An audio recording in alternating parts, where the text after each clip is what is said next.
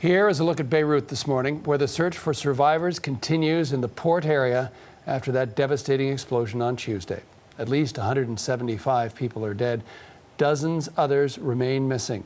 Lebanon's prime minister is promising people in the country that those to blame will face the consequences. A number of port officials are now under house arrest, and there's still no official word on the cause. Negligence the focus, though, for investigators. More than 2,700 tons of highly explosive ammonium nitrate had been in a warehouse in the port for years. So for more on all of this, let's bring back Laura McQuillan. Laura, walk us through some of the details that we're learning. Well, interestingly, John, you mentioned negligence there, and actually the finger is being pointed at officials, government officials and the judiciary in terms of that. But let me take you back, because you need to go back to 2013 to really understand what's gone on here. That is when a Russian ship sailed into Beirut's port. It was destined for Mozambique, carrying all of that ammonium nitrate. It was set to become commercial explosives in Mozambique, but had to make an emergency stop in Lebanon. Now, it was actually impounded because it was deemed unseaworthy. You're looking at the ship on your screen at the moment. Its crew was held on board the ship for a year, and then they were freed the following year, but that ammonium nitrate was confiscated, put in that warehouse on the port where it did explode just days ago. Now, going back to 2014, we know that there were at least 6 warnings from Lebanese customs officials to the country's courts, which had imposed the order that that ammonium nitrate must remain in the warehouses. They'd said, how can we dispose of this? They'd suggested giving it to the Lebanese military or selling it to a private company. Records now suggesting the courts never responded to any of those requests for help there. Described back in 2014 by the former captain John as a floating bomb. That's how many concerns there were about what was on board that ship.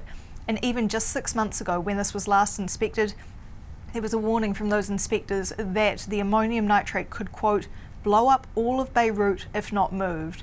So years and years of warnings not heeded by officials, and a lot of scrutiny now over who knew what and why they didn't act. So Laura, what does all of this mean for the Lebanese government? Well, it is already facing a lot of trouble. The country economically collapsing. It is under a lot of pressure over things like corruption, conflict, of course, decades of that, and now COVID-19 putting even more strain on an already very strained country. A dire situation right now. There are warnings of a total collapse or a public uprising over this disaster. We spoke to one expert about what might happen. The main issue is that for 6 years, almost all the responsible of the Lebanese government, security services, the port authority were aware about the presence of a ticking bombing in the middle of Beirut, a huge bomb in the middle of Beirut, and they didn't take any action. They did a lot of, I would say, paperwork to cover themselves, but no one took an action to protect the population. And that is exactly what a lot of Lebanese people are saying on social media, what local media is reporting as well, that anger now directed at the government. The government responding, its economy minister speaking to CBC Radio's As It Happened, he said, as it happens rather, he said that the blame for this needs to lie with successive governments, but he does say there has to be a stiff penalty here. Here is what he told CBC. It is certainly incompetence. It is certainly as well people not understanding and assessing the risks. It is bureaucracy and frankly, in my opinion, stupid behaviors and decisions. And it is criminal negligence from a lot of people. Whoever was responsible since 2014 until now will have to be brought to court, and really sanctions should be very hard. And the government has ordered house arrest for a number of port officials having said that they've been giving warnings of this for years, John. So some concern and certainly a lot of outrage from the public. They do not want there to be any scapegoating here. They want that pressure on the government to continue till they get answers over what went wrong and why. Thanks for this, Laura. Well, for more on the explosion in Beirut, we're joined now by Chris Hunter. He's an explosions expert and bomb disposal operator, and he's been watching videos of what happened. Chris joins us now from Hay on Wye in Wales. Thanks for your time, sir. Really appreciate it. We've learned that nearly 3,000 tons of ammonium nitrate caused the explosion. Seeing what you've seen, examining the video with your background, what did you think? Well, certainly, I'm aware that the United States president yesterday suggested it was an attack. There's nothing to suggest that was the case. I'm both a counterterrorism specialist and a bomb technician, including an investigator. And what was very clear, as you look at the initial sort of footage, you see the grey plume of smoke, a large cloud, and a raging fire taking place, lots of flashes and sparks, which is consistent with the storage of fireworks and the storage of potential ammunition, such as that used in handguns and rifles and the like. And then as that cooked off, we know that there was ammonium nitrate fertilizer being stored, co-located. And as you mentioned in the previous report, a significant amount of it. And ammonium nitrate, is used agriculturally, very innocuously. But of course, as soon as you heat it up, with a really high temperature flame, if it's in sufficient quantities and the conditions are correct, then you can cause it to actually burn to detonation, which is exactly what we saw. And then the subsequent blast wave traveling out, all of the associated damage with that. Yeah, and we've been showing viewers some of the many videos that were taken at that moment when the explosion occurred.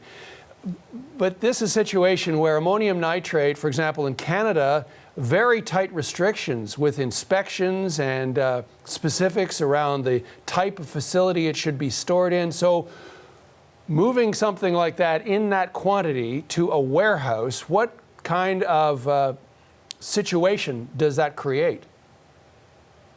Well, I think first and foremost, John, the movement of ammonium nitrate fertilizer, as you said, it's nowadays it's pretty much restricted, and it's certainly monitored.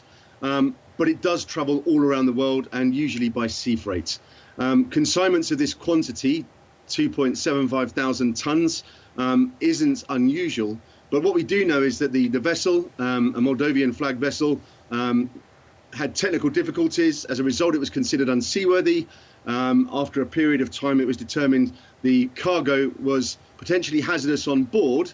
But then the really unusual decision that really, defies common sense and logic, to move it into the port area, which is surrounded, as you can see, and as everybody knows, by, residences, commercial and domestic dwellings. That was a really unusual decision to make. Now, it's not dangerous in its raw state, of course, but when you've got an industrial port, when you've got it stored next to a fireworks storage facility, and the potential, of course, for fires, then it really should never have been there for that amount of time. It should very immediately really have been moved and either destroyed or been recycled, if you like, and sent out for agricultural use. As you say, it is common because agriculture is common all over the world, and the need for fertilizer is ubiquitous. So it begs the question, how many other stores like this, how many other ticking time bombs are sitting on ports and warehouses and storage facilities around the world? I think the answer is there are multiple locations where there are quantities, significant quantities of ammonium nitrate fertilizer. The difference is they're not sitting there for years and years on end, baking in the sun, drying out, and nor are they co-located next to dangerous, flammable, and indeed explosive storage facilities. I think there was a comedy of errors, a series of faults at stake here, and a series of coincidences as well, that all combined to create this devastating, horrific incident. But I don't think it's something we need to worry about, as a general rule of thumb. But of course, it just goes to show that negligence will certainly cause something catastrophic if those other factors come into play. Just to help our viewers understand the magnitude of this, comparisons have been made, of course, to the Oklahoma City bombing, and the aspect there that what we're seeing in Lebanon was effectively 2,000 times that. As well, in Canada, we have over 100 years ago, the Halifax explosion, where a vessel with munitions caught fire. And it is, as I understand it, about the same magnitude of explosion. Can you talk about an explosion like this going off and the way, as we've seen, the blast carrying in terms of its destruction and even the smashing of windows going on for kilometers away? Sure. I mean, the Halifax was one of the most significant explosive accidents in history. And this was significantly higher. In the 30 years that I've been a bomb technician or involved in the explosives world, This is certainly the most significant incident I've ever seen outside of a military test. To put it into context, 2.75 kilotons of ammonium nitrate fertilizer is the equivalent. We use TNT as the sort of equivalent for explosives. It's the equivalent of a 1 kiloton TNT device, which is the same as a tactical battlefield nuclear weapon in that sort of context. So what you would see is at the point of detonation, a rapid expansion of gas, heat, light and pressure traveling out radially in all directions. Because there was hard standing underneath it, you would see it like a hemisphere, which was the big white cloud that we saw, which then turns into a mushroom cloud above it. And traveling outwards, you get this blast wave which compresses the air, and it causes a sort of wall of concrete, and it smashes against everything in its path. Those blast waves are also reflected off other buildings and other structures, so they sort of actually come back and converge on each other as well, causing even greater damage. And that's just on the structures. Most structures are designed for wind loading and static loading, gravity, something like that. So as the blast wave travels out and upwards, it displaces floors, it displaces masonry, balconies, that sort of thing. And then as it pushes it up, it then comes back down again and becomes dislodged, and you get building collapse and catastrophic failure. And then you've got the blast injuries on the humans as well. So it's really significant.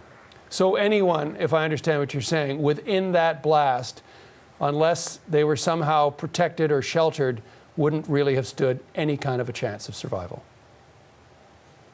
We look at it in terms of the size of the explosive charge, and we look at it in terms of, effectively severe, moderate and light damage. And, anything really within a, 1 kilometre, half a mile range, it's total destruction. Out to sort of 8 kilometres where, you might get some glazing damage, but not necessarily people being injured by the glass unless they were out on the street and it was to collapse. And closer, 1 mile, 2 miles, then you still get significant injuries and structural damage as well. So it just depends on how close you were. One thing we did notice though, you'll see the grain silo that was in the imagery, which was obviously heavily damaged. That actually acted as a blast wall.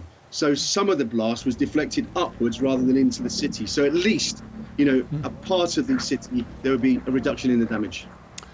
Chris, you've painted a frightening picture of what happened, but you've really helped us understand more of what did happen. I want to thank you for your time. Thank you so much.